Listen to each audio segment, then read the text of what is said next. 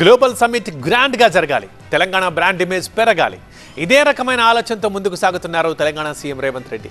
ప్రతిష్టాత్మకమైన సదస్సుకి అనేక దేశాల ప్రతినిధులు హాజరవుతుండటంతో ఎలాంటి ఇబ్బందులు లేకుండా ఏర్పాట్లు ఉండాలని అధికారులను ఆదేశించారు. ఇక సమ్మిట్కి సంబంధం లేని వారికి ఎట్టి పరిస్థితుల్లో ఎంట్రీ ఇవ్వకూడదన్నారు. తెలంగాణ రైజింగ్ గ్లోబల్ సమ్మిట్ ను ఫ్యూచర్ సిటీలో గ్రాండ్ గా నిర్వహించేందుకు ప్రభుత్వం ఏర్పాట్లు చేస్తోంది.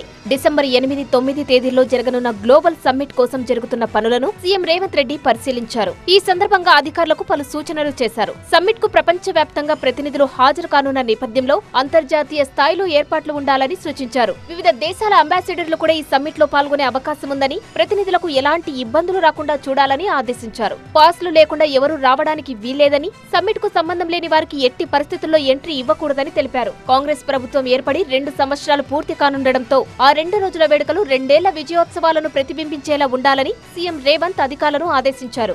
భవిష్యత్తు లక్ష్యాలను నిర్దేశించుకోవడంతో పాటు రైజింగ్ డాక్యుమెంట్ లో పొందుపరిచే ప్రతి అంశంపై లోతైన అధ్యయనం చేయాలని సూచించారు. తెలంగాణను 2047 నాటికి $3 ట్రిలియన్ ఆర్థిక వ్యవస్థగా తీర్చిదిద్దడంలో క్రియాశీల పాత్ర పోషించాల్సిన అన్ని విభాగాలు తెలంగాణ రైజింగ్ గ్లోబల్ సమ్మిట్ లో పాలు పంచుకోవాలన్నారు. తెలంగాణ రాష్ట్ర అభివృద్ధి, ప్రజల జీవన ప్రమాణాలను దిశానిర్దేశం చేసే ఈ డాక్యుమెంట్ లో పొందుపరిచిన అంశాలపై సంబంధిత విభాగాలతో ఈ నెల 25 నుంచి వరుసగా సమీక్షలు చేయనున్నారు.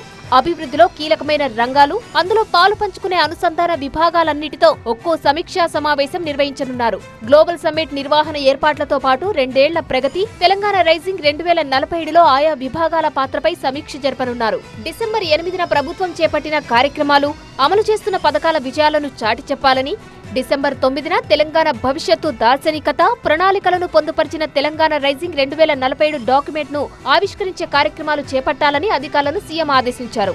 ఇదే ప్రాంగణంలో తెలంగాణలో పారిశ్రామిక విధానాన్ని, పెట్టుబడులకిస్తున్న ప్రాధాన్యతను ప్రపంచానికి చాటి చెప్పేలా రౌండ్ టేబుల్ సమావేశాలు కూడా నిర్వహించాలని సూచించారు. అన్ని విభాగాలు తమ భవిష్యత్తు లక్ష్యాలన్నీ కళ్లకు కట్టించే ఆడియో, వీడియో ప్రదర్శనలు, ప్రెజెంటేషన్లు తయారు చేసుకోవాలన్నారు. ఈ సమ్మిట్ కేవలం ఒక సభలా కాకుండా తెలంగాణ బ్రాండ్ ఇమేజ్ ను పెంచే ఒక పండుగలా జరగాలని సూచించారు.